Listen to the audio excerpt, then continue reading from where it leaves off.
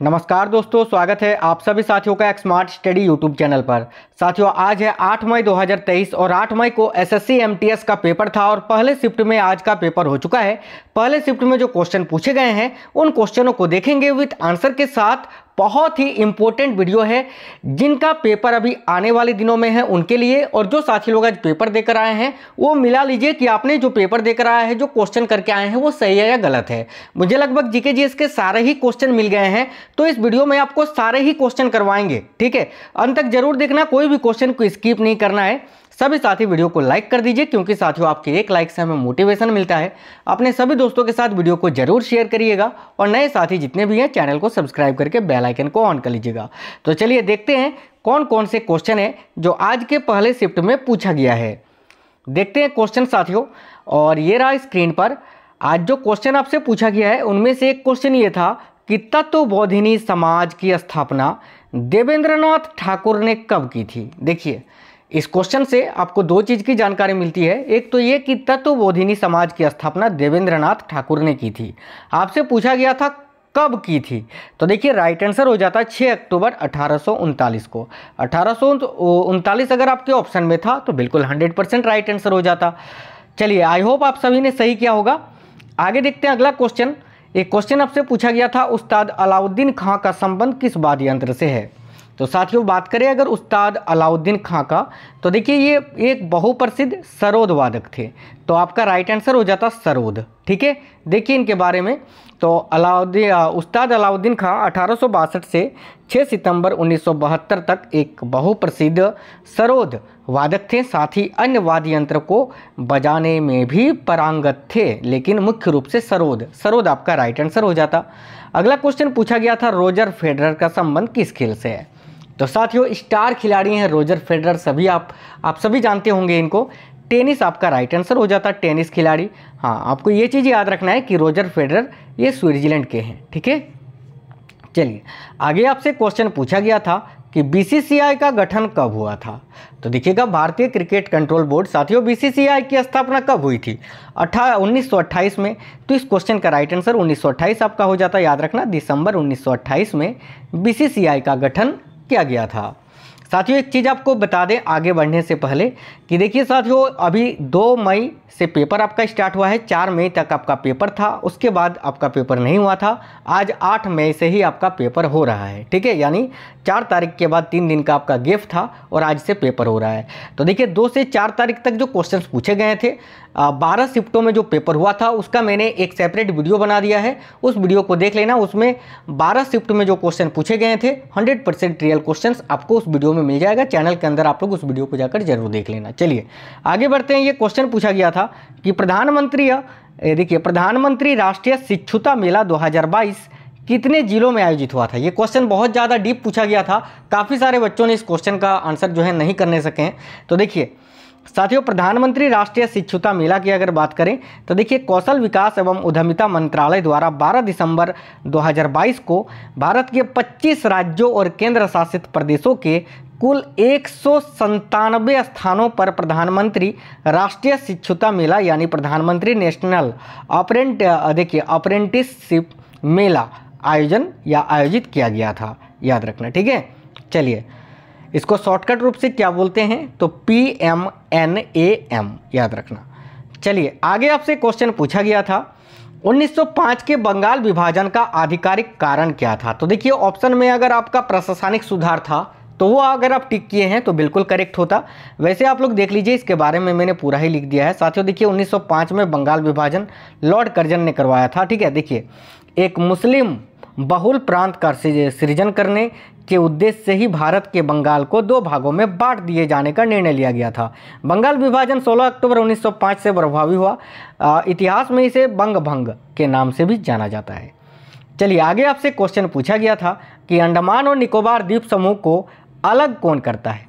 Question बहुत ही simple आपसे पूछा था। आई होप आप सभी ने इस क्वेश्चन को बिल्कुल उड़ा दिया होगा। देखो, तो अंडमान निकोबार द्वीप समूह को कौन अलग करता है, तो 10 डिग्री चैनल।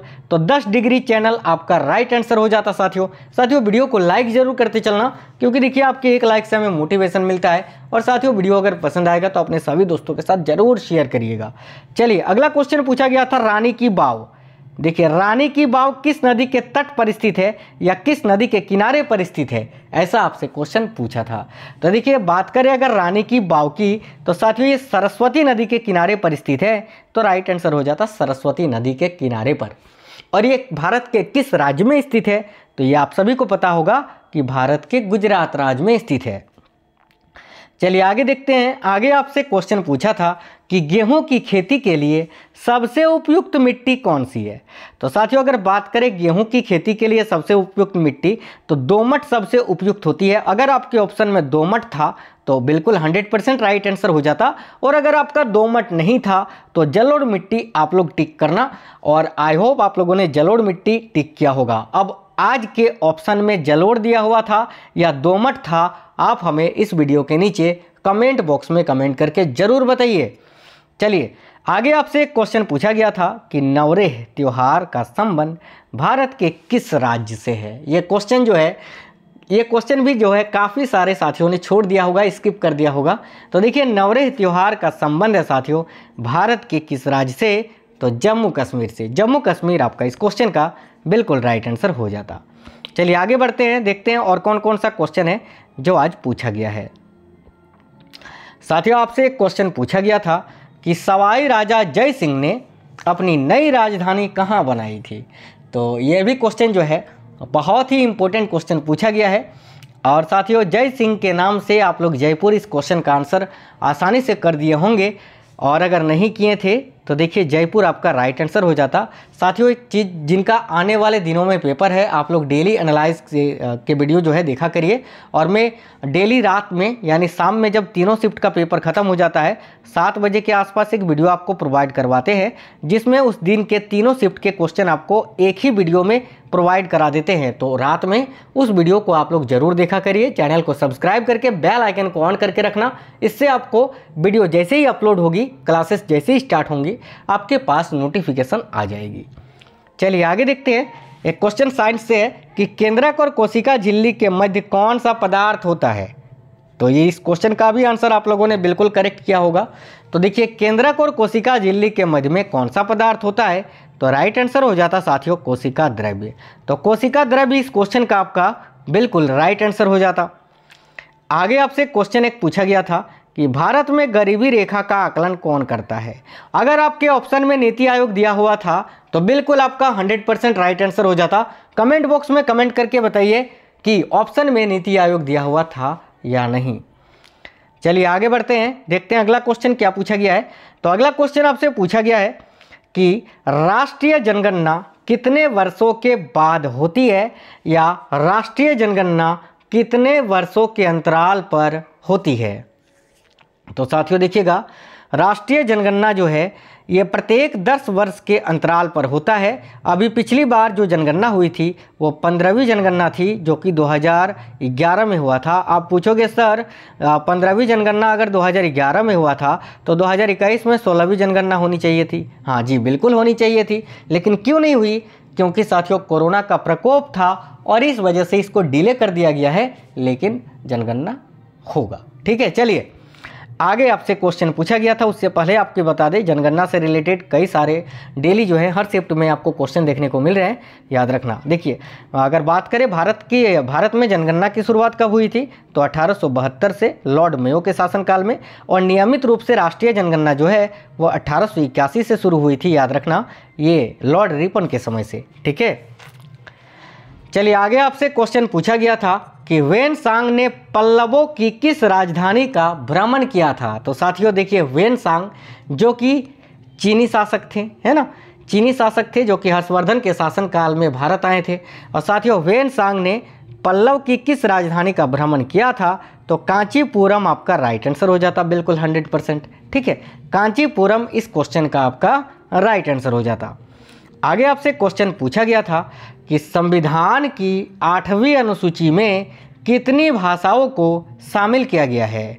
तो देखिए संविधान की 8वीं अनुसूची में कितनी भाषाओं को शामिल किया गया है, तो याद रखिएगा साथियों 22 भाषाओं को। तो इस क्वेश्चन का आंसर सभी ने बिल्कुल करेक्ट किया होगा, तो 22 भाषा आपका इस क्वेश्चन का राइट आंसर हो जाता। चलिए आगे बढ़ते हैं, देखते हैं अगला क्वेश्चन क्या पूछा गया है। तो अगला क्वेश्चन आपसे ये पूछा गया है कि सन 1835 में किस भाषा को शिक्षा का माध्यम बनाया गया था? तो आप सभी को पता होगा साथियों, लॉर्ड मेकाले। ठीक है, देखिए अंग्रेजी भाषा, तो अंग्रेजी भाषा आपका इस क्वेश्चन का करेक्ट आंसर हो जाता। देखिए सन 1835 में अंग्रेजी भाषा को शिक्षा का माध्यम बनाया गया था साथियों। तो अंग्रेजी आप लोगों ने सही किया होगा, बिल्कुल ये करेक्ट है अंग्रेजी। चलिए आगे बढ़ते हैं। आगे आपसे क्वेश्चन पूछा गया था कि 2011 की जनगणना के अनुसार दूसरा अल्पसंख्यक धर्म कौन सा है? तो देखिए साथियों, बात करें अगर 2011 के जनगणना के अनुसार दूसरा अल्पसंख्यक धर्म, तो आपका मुस्लिम राइट आंसर हो जाता। आप पूछोगे सर पहला कौन सा है? तो भाई पहला तो हिंदू ही होगा। देखिए हिंदू आपका पहला है, ठीक है, और दूसरे नंबर पर मुस्लिम। तो इस क्वेश्चन का राइट आंसर आपका मुस्लिम धर्म हो जाता। आगे आपसे अगला क्वेश्चन पूछा गया था कि I2U2 में कौन कौन से देश शामिल हैं? तो साथियों देखिए I2U2 समूह जो है, इसमें कौन कौन से देश शामिल हैं?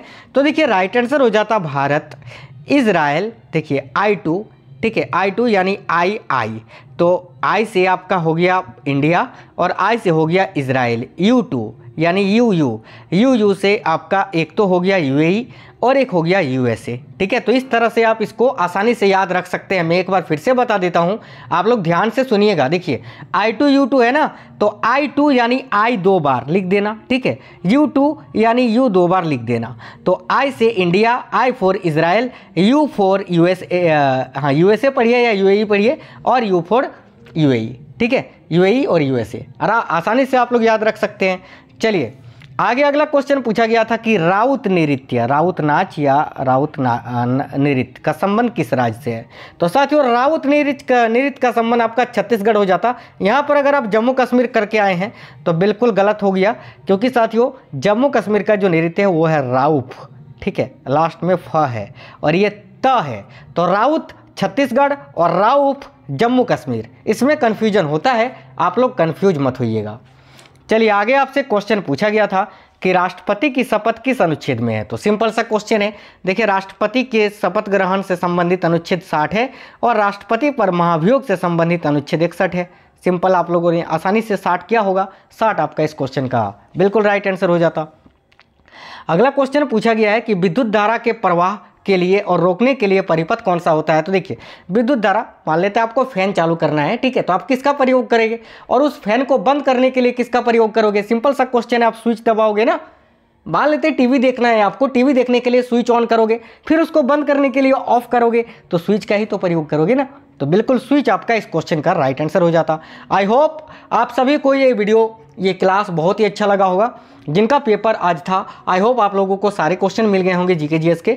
मैं तो रीजनिंग की बात करें तो क्वालिफाइंग आपका वो पेपर है साथियों, बिल्कुल उसमें नेगेटिव मार्किंग नहीं है और ऐसे क्वेश्चन पूछे जा रहे हैं कि आप आसानी से उसको क्रैक कर सकते हैं, आसानी से क्वेश्चंस कर सकते हैं। बाकी आपका मेरिट जो है वो आपका सेक्शन बी जो है, जिसमें जीएस और इंग्लिश के क्वेश्चन पूछे जा रहे हैं, उसी पर आपका मेरिट बनेगा और इसमें नेगेटिव मार्किंग भी है। तो ध्यान से पेपर करना और वीडियो के नीचे कमेंट बॉक्स में कमेंट करके बताइए आपको ये वीडियो कैसा लगा है। जिनका पेपर आने वाले दिनों में है, मैंने जो बताया कि 2 मई से 4 मई तक जो पेपर हुआ था 12 शिफ्ट में, मैंने उसका एक सेपरेट वीडियो बना दिया है, आप लोग उस वीडियो को जाकर देख लीजिए। चलिए मिलते हैं अगली वीडियो में, अगले शिफ्ट में, तब तक स्वस्थ रहें। जय हिंद साथियों, वंदे मातरम।